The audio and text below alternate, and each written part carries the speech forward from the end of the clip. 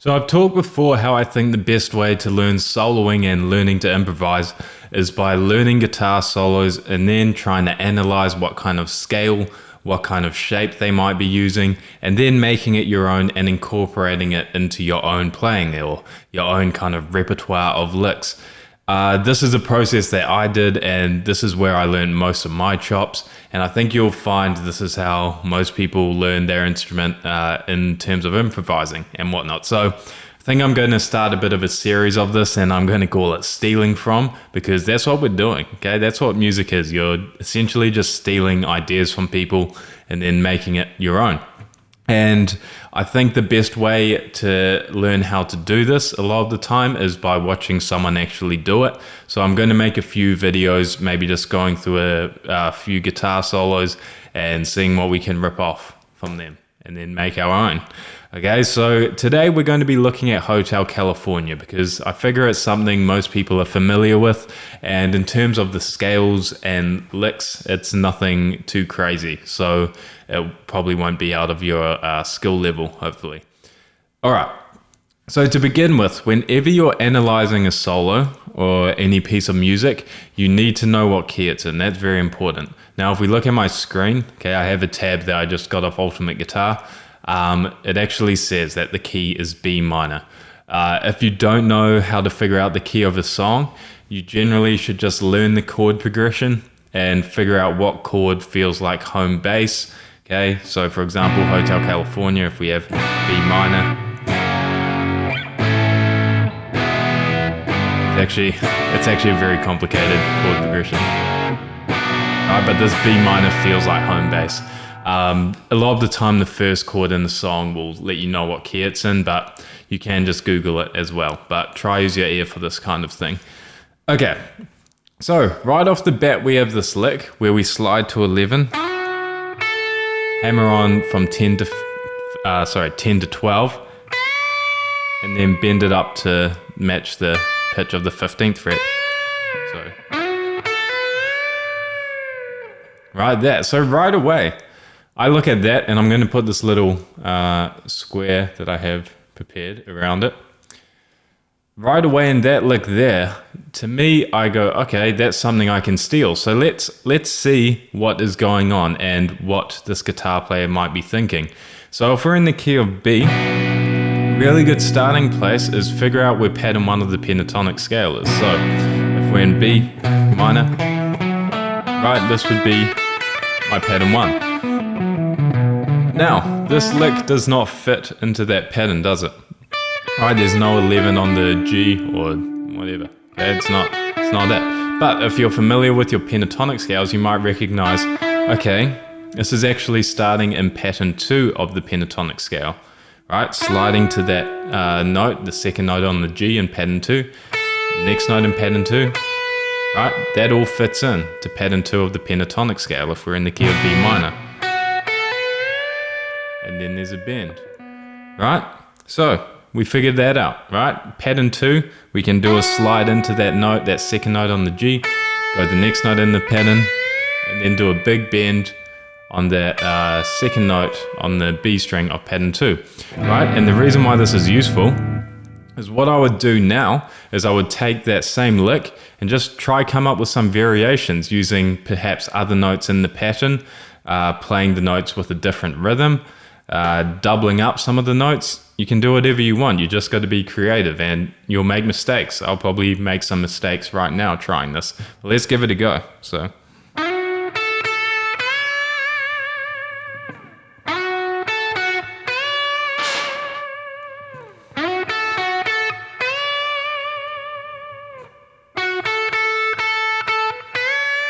Right, now I might add another note in the scale.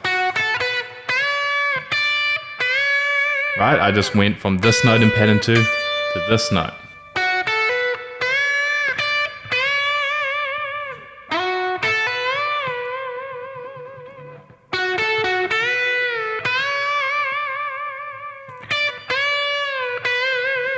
Right, so now I kind of have my own thing going on, or some other ideas that essentially the same thing, okay? We're taking the same kind of melodic ideas and I guess the, what's the word?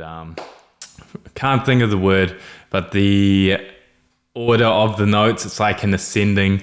Like, God damn it, I know there's a better word for that, but it's just eluding me right now.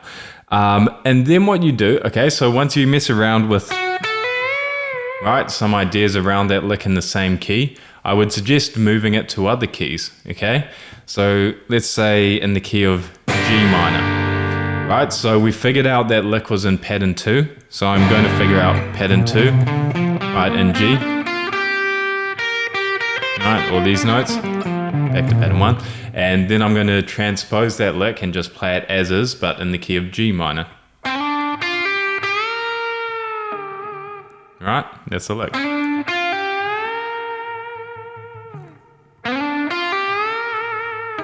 Cool, now I'm going to, maybe you want to play over a backing track in G minor, so I'll just loop something quickly. Now I'm going to take that melodic idea from the intro of that solo,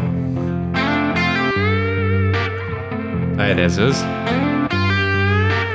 bit of a variation on rhythm.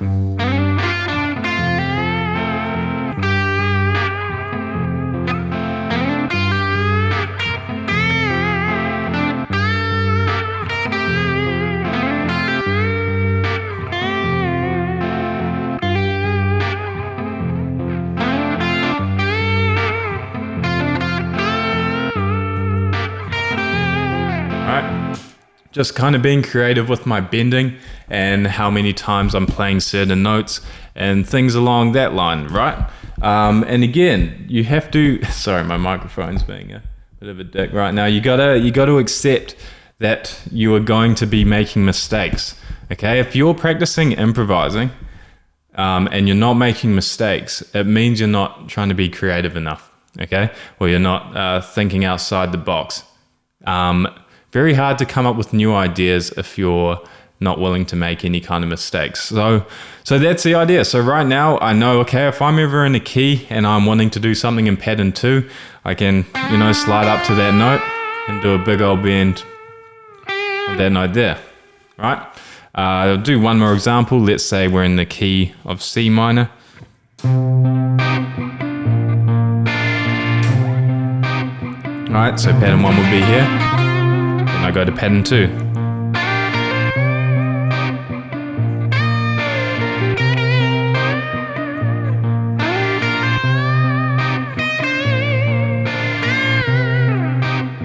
Alright, messing around in pattern 2, same idea. Anyway, let's move on. So let's look at the next part. So then we have these notes here. Right, so if we're back in the original key, B minor. What was it? Right, that's quite a cool little interval jump. A bit more unpredictable than if you just went like. Alright, kind of cool. So again, this is pretty straightforward because we know it's in pattern 2. That's a little phrase you can steal. You could come up with some variations, right? Just like before.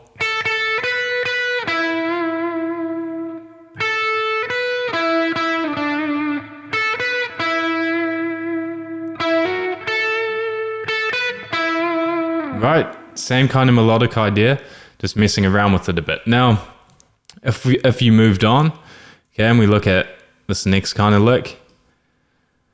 So what you can see here, if we're in the key of B minor, right, if you're familiar with this kind of stuff, you'll probably recognize that this is now in pattern 1, except this note here, okay, this weird 8. Now, if you aren't familiar with music theory, this would be a harmonic minor note. This would be the 7th from the harmonic minor scale, which you can use in minor keys often. But if you're going through something like this and there's one note where you're like, what the hell's that from? You're not quite sure what to do with it.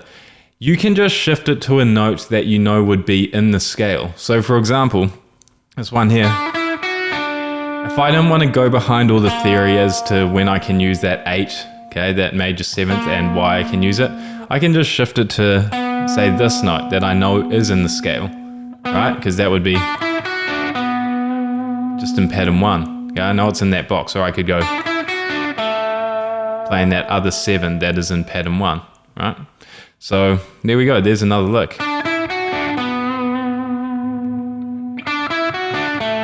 Right, I could just change that last note. That's a cool phrase. Mess around with it a bit.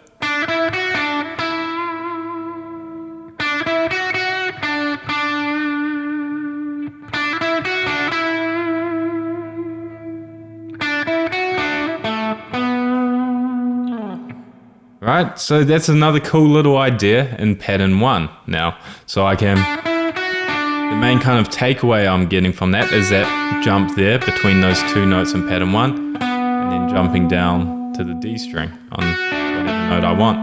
Okay, so again, take that to a different key. Let's go to G minor again. So let's say,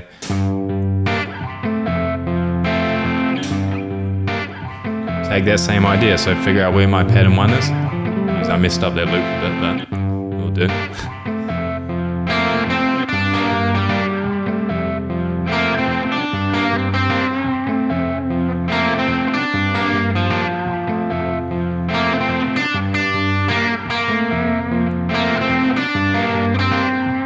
Alright, just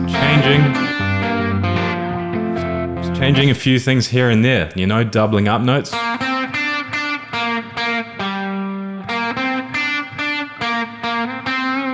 Right, you can do whatever. This is the thing. There's nothing wrong. Okay, it's music. You can get away with stuff. So now we have these ideas that we can use.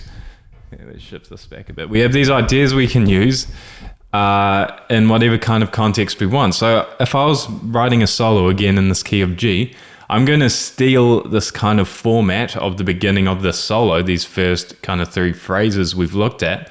I'm just going to put my own twist on it. And if someone was listening to me, they're not going to say, hey, what are you doing? You're stealing licks from Hotel California. They won't have any idea because I've shrouded it in enough of my own shit, basically, to make it unrecognizable. And it'd probably ruin it to a certain degree, but at least it's my own pile of shit. I ruined it on my own. Okay, so we have this chord progression in G.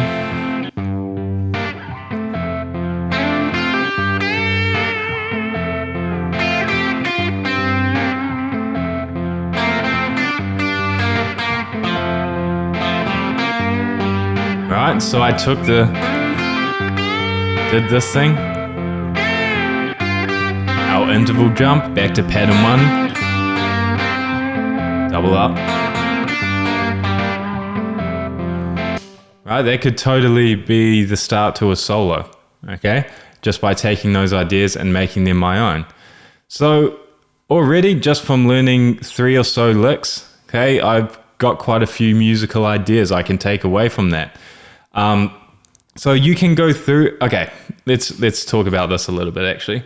You need to get out of this phase where you're just learning solos and then you're just kind of leaving it at that. You just like learn where to put your fingers and then that's as far as you take it.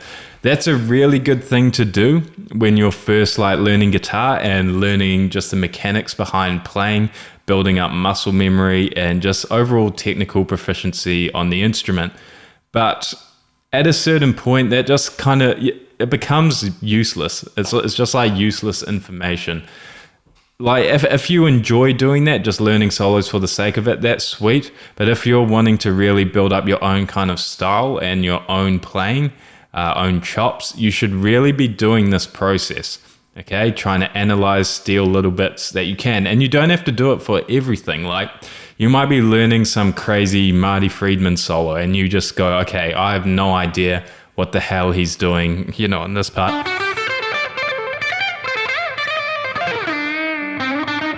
Right? I don't know, like that was like some Hanger 18 kind of stuff. But you might see one little thing in there and you're like, oh, I recognize that is just pattern 1 of the pentatonic scale or pattern 2, and then you can steal that idea. And as you build up your theory knowledge and work on this stuff more, and perhaps you find one note or phrase in a solo and you really study that and try to figure out what the theory is behind that, what scale they're using, you just slowly build on this stuff. But a really good place to begin is these kind of rock solos or like old school blues solos, because they are using a lot of pentatonic stuff. So looking through this, there's a whole bunch of other licks. We won't spend much more time on this, but over here, all right, I can recognize just looking at that is pattern 1 again. And again, there's that weird major 7th note from the harmonic minor scale in there, but I could just replace that for now with a note I know is going to fit in that scale. Right?